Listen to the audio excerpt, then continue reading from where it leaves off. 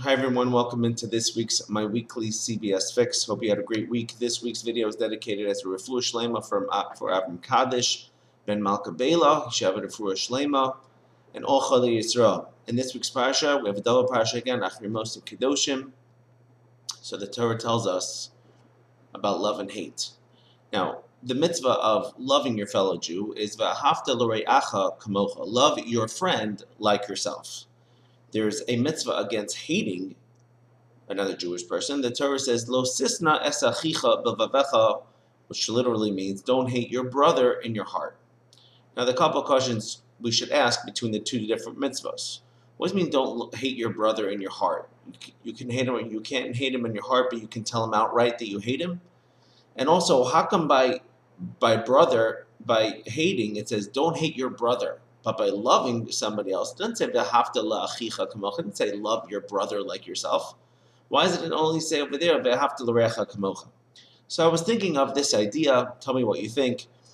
When it says lo sisna es achicha b'vavecha, it seems to be a few extra words. It should have just said lo sisna, you shouldn't hate anyone.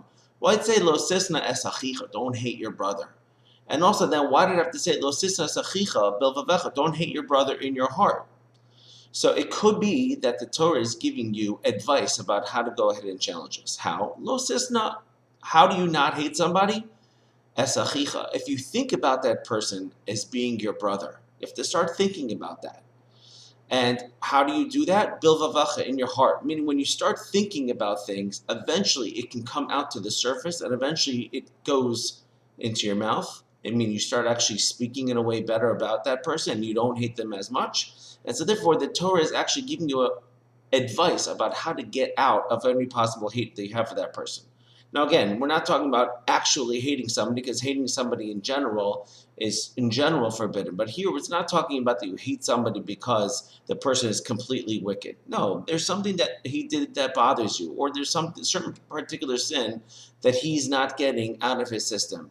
And you know that he's wrong, and he knows that he's wrong. But nevertheless, the Torah tells you, think of him as your brother, though. If you think of him as your brother, in your heart, you start thinking, hey, he's my brother. Eventually, you'll come out of it.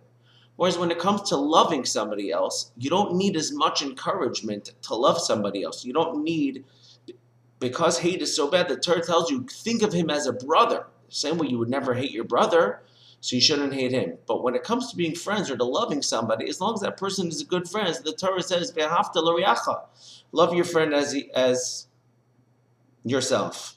As the Alter of Slobodka says, what does it mean as yourself? So he said, the same way instinctively you love yourself for no reason, you should instinctively find ways to love other people, even though you may not have a reason to. And certainly if you definitely have a reason to meet a stranger, in your mind you can start thinking, hey, he's a friend, I have to instinctively love that person. Now, when we say Tehillim, as we are doing now, we're saying Psalms on behalf of other people. That's a way for us to do both of them. How? Because we're showing our love for them, and at the same time, we're dispelling any possible hate that we may have for that person. Why? Because if we say Psalms on their behalf, then we're telling ourselves that that person is really our brother.